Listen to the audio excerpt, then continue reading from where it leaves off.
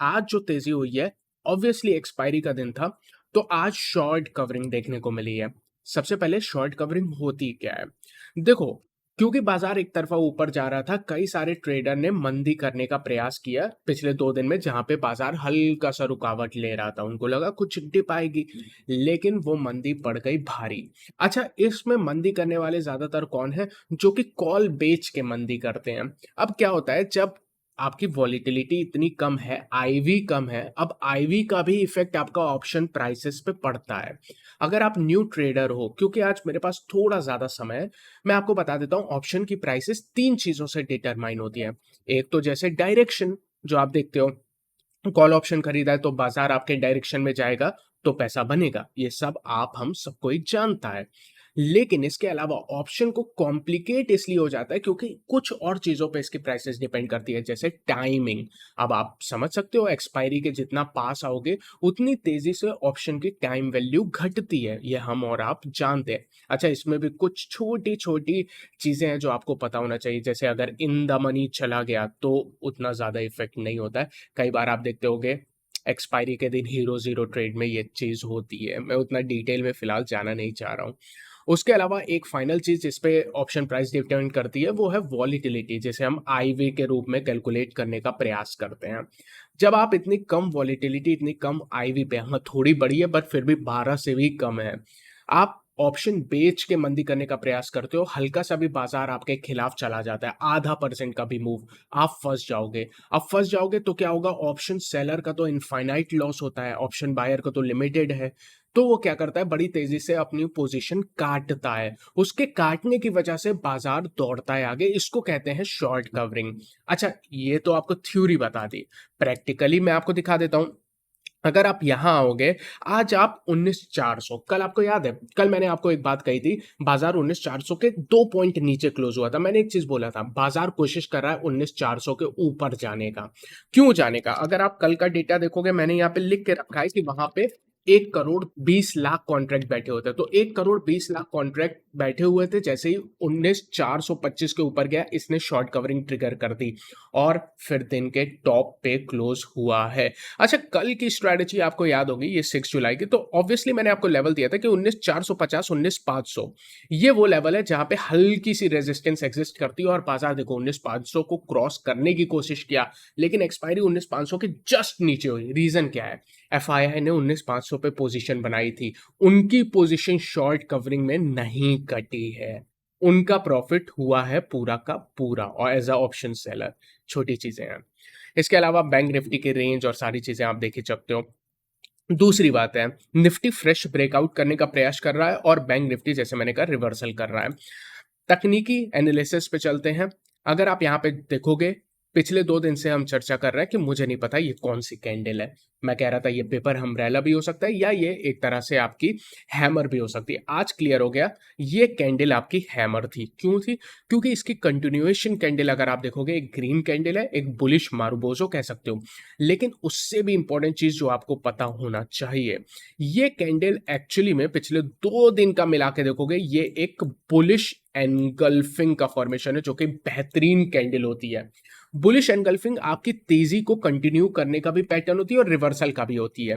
देखो, निफ्टी में ये बुलिश एनगल्फिंग आपकी कंटिन्यू कर रही है, बैंक निफ्टी में देखोगे तो ये रिवर्सल दिखा रही है। मैं आपको बैंक निफ्टी में भी दिखाता हूं, मजा आएगा आज। उसके अलावा अगर आप यहाँ पे वॉल्यूम देखोगे, अच्छे वॉल्यूम पे, एवरेज से ज्यादा वॉल्यूम पे यहाँ पे ये बुलिश एनगल्फिंग का फॉर्मेशन हुआ है। निफ्टी कोशिश कर रहा है नया ब्रेकआउट करने की। ये नया ब्रेकआउट बहुत नजदीक है।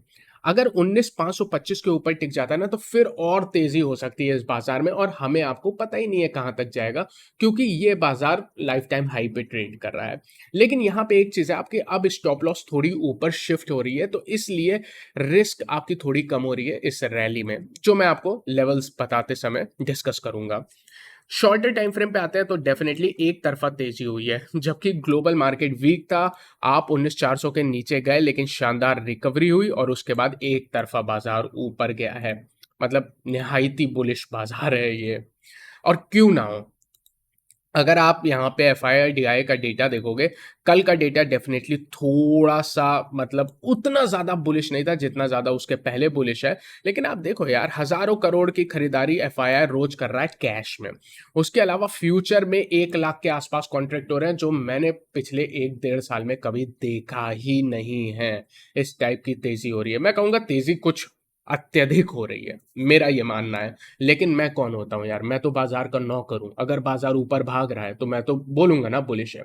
उसके अलावा अभी कोई भी रिवर्सल का संकेत है ही नहीं इस बाजार में। भले ही मुझे एक सेंस में लगता है कि यार ये डेटा जो है वो ओवर बुलिश है, लेकिन मेरे ओवर बुलिश कहने से और बाजार के रिवर्सल देने में बहुत बड़ी गैप है ना। तो वो चीज हमें समझनी है। एज अ ट्रेडर हमें अपने इमोशंस को बाजार पे डालना नहीं है। नहीं, बाजार जो कर रहा है हमें उसको रियलिटी के साथ देखना है। एज अ ट्रेडर एक चीज और याद रखेगा, मैं कमेंट सेक्शन काफी देखता हूँ, कई जो नए ट्रेडर होते हैं ना वो अपने आप को कैंप में मानते हैं। अरे मैं तो बुलिश कैंप में हूँ, मैं तो बेरिश कैंप में हूँ, मैं बुल्स हूँ, मैं बेयर हूँ। नहीं सर, अगर आपको बुल बनना है, कैंप पकड़नी है, तो इन्वेस्टर बनो। अगर आप ट्रेडर हो तो आप किसी कैंप में नहीं हो, आपका कोई ईमान धर्म नहीं है।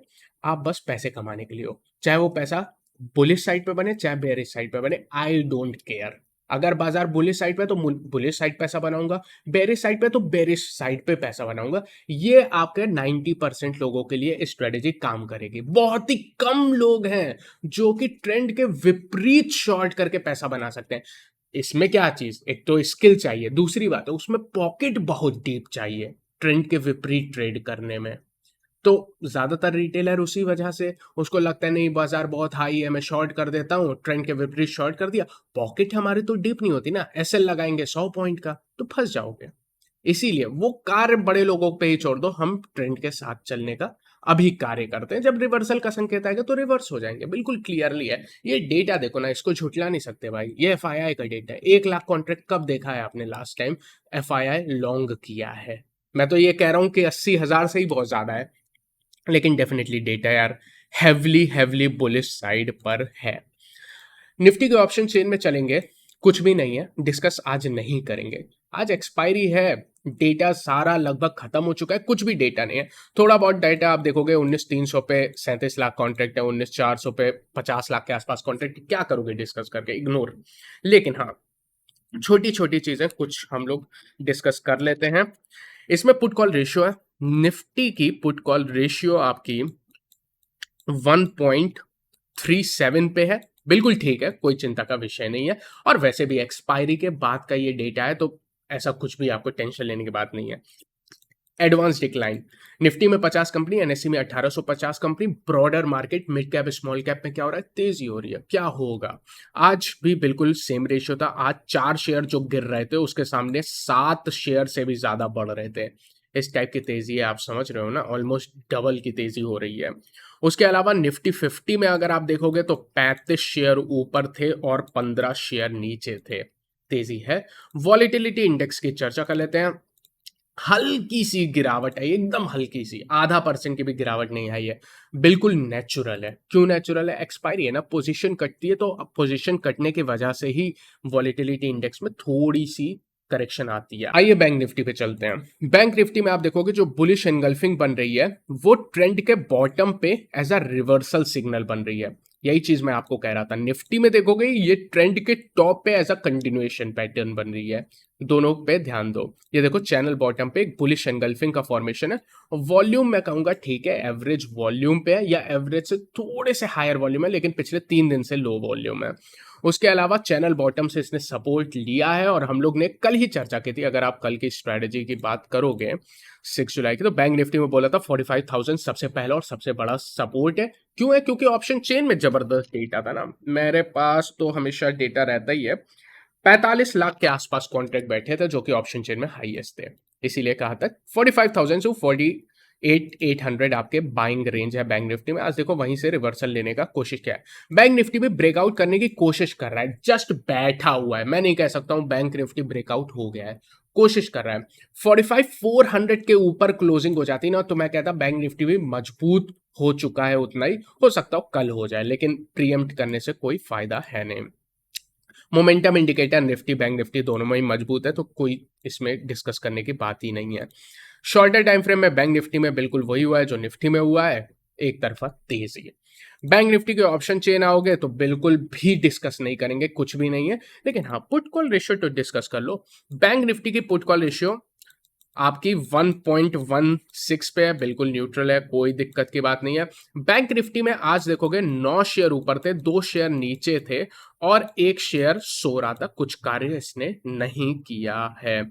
आज एचडीएफसी बैंक जो पिछले 2 दिन से कमजोरी दिखा रहा था, आज आप देखोगे एचडीएफसी बैंक में भी निचले स्तरों से हल्की सी रिकवरी आई है। तो बैंक निफ्टी के जो कॉन्स्टिट्यूएंट है वो भी मजबूत है।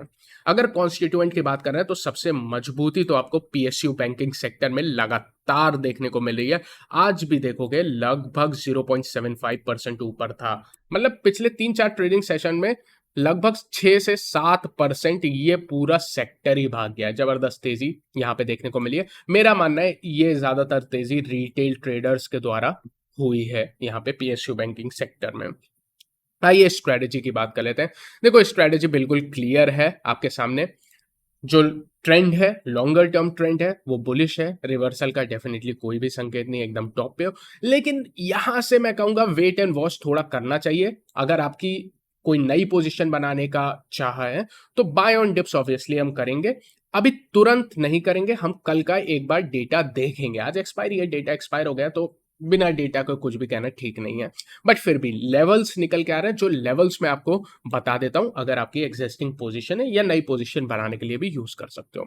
निफ्टी में सबसे पहला सपोर्ट है 19400 का, ये पहला सपोर्ट है। और सबसे मजबूत सपोर्ट, सबसे अच्छा सपोर्ट आपके लिए 19350 से 19300 का है। यहां पे जो एसएल अब आप देखोगे 100 पॉइंट ऊपर बढ़ के आई है, खुशी की बात। 19275 की एसएल है। बैंक निफ्टी में देखोगे अगेन सपोर्ट की रेंज वही निकल के आती है 45,000 से 44,800 की। एसएल सेम निकल के आता है 44,750 का। अभी भी निफ्टी थोड़ा ज्यादा मजबूत है आज के बाद भी बैंक निफ्टी में। आज मैंने ट्रेड तो डेफिनेटली किया था निफ्टी में। ट्रेडिंग की पोजीशन मैंने शॉर्ट स्ट्रेडल बनाई थी 19,450 की, जो कि सुबह 10 बजे के आसपास बना ली थी और दोपहर में 2:30 से 2:45 के बीच में काट दिया था। उसके अलावा कल आपको पता है मेरी कुछ पोजीशन मैं आपके साथ डिस्कस कर लेता हूं जो कल बनाई थी। सबसे पहले टेक महिंद्रा, मैंने आपको बोला था कल मैंने इसको बाय किया था। टेक महिंद्रा में अभी भी लॉन्ग मेरी चल रही है और आज आप देखोगे अच्छा फॉर्मेशन हुआ है टेक महिंद्रा में। क्रिटिकल लेवल से इसने सपोर्ट लिया है। यहाँ पे एक हैमर टाइप का फॉर्मेशन क्रिटिकल सपोर्ट से मिल रहा है और ब्रेकआउट आपको एक रेक्टेंगुलर चैनल का कल मिला था। मेरी पोजीशन कल की बनी हुई है, तो जो नए हैं वो जान लें ये बात। उसके अलावा कैनफिन होम्स को मैंने शॉर्ट किया था एक्चुअली यार। आज प्रॉफिट बुक किया कैनफिन होम में, लेकिन अगर आप देखोगे तो मेरी कैनफिन होम्स में शॉर्ट पोजीशन अभी भी कैरी फॉरवर्ड है। आप कहोगे प्रॉफिट बुक करने के बाद भी पोजीशन कैसे है? यार बहुत इलिक्विड स्टॉक है, एग्जिट करना बहुत मुश्किल था। तो एक पोजीशन एग्जिट की, एक एग्जिट हुई नहीं तो उसको ओवरनाइट कैरी करना था, इसलिए फिर से हेज करके बनानी पड़ी। यहाँ पे मेरी पेयर पुट स्प्रेड यहाँ पे फॉर्म्ड है। आज मैंने एक नई पोजीशन बनाई है। मुझे लगता है कि केमिकल सेक्टर थोड़ा सा इंटरेस्टिंग हो रहा है। अब देखो जो नहीं चला है वही चलेगा ना लाइफ टाइम हाई पे। केमिकल सेक्टर में अभी एक तरफा गिरावट के बाद थोड़ा सा रिवर्सल का पहला संकेत आ रहा है। आज मैंने एसआरएफ में पोजीशन बनाई है। यहाँ पे आप देखोगे बुलिश एनगल्फिंग टाइप का एक फॉर्मेशन हो रहा है। एक तरफा गिरावट के बाद यहाँ पे एक रिवर्सल का फॉर्मेशन है और उसके बाद ये भी देखने को मिला है आज यहाँ पे शॉर्ट कवरिंग हल्की सी देखने को मिली है, तो मंदी की पोजीशन हल्की कम हो रही है। तो यहाँ पे मैंने पोजीशन बनाई है। अच्छा, कैश में पोजीशन बनाई है क्योंकि स्टॉक बिल्कुल इलिक्विड है। इलिक्विड ऑप्शंस में मैं कहूंगा ट्रेड आप अवॉइड करिएगा, इलिक्विड ऑप्शन या फ्यूचर्स में, ठीक है। डिलीवरी लेके कर लो वो बेटर है, क्योंकि प्राइस नहीं मिलती। एग्जिट करना बहुत मुश्किल हो जाता है, प्राइस आपको मिलती ही नहीं है, वहां पे लिक्विडिटी नहीं है। डेल्टा कॉर भी आज रेडार पे था। देखो डेल्टा कॉर में मेरी कोई भी पोजीशन नहीं है, मैं पहले बता देता हूँ। लेकिन इंटरेस्टिंग एक्शन यहाँ पे देखने को मिला है। इसमें एक न्यूज इवेंट भी है डेल्टा कॉर में। जीएसटी काउंसिल की मीटिंग है, तो डिसाइड करेंगे किस तरह का यहाँ पे जीएसटी टैक्सेशन होगा। बट हाँ, पॉजिटिव एक्शन जरूर हो रहा है। लेकिन मेरा पर्सनली मैं उतना इंटरेस्टेड नहीं रहता हूँ न्यूज वाले शेयर्स पे ट्रेड करने का, क्योंकि मेरा मानना है जिसके पास बड़े बड़े लोगों के पास न्यूज मेरे से पहले रहती है। उम्मीद करता हूँ ये ओवरऑल एनालिसिस आपको पसंद है। अगर ऐसा है तो उसको लाइक करिए, चैनल को सब्सक्राइब करिए। I will see you again tomorrow. Take care.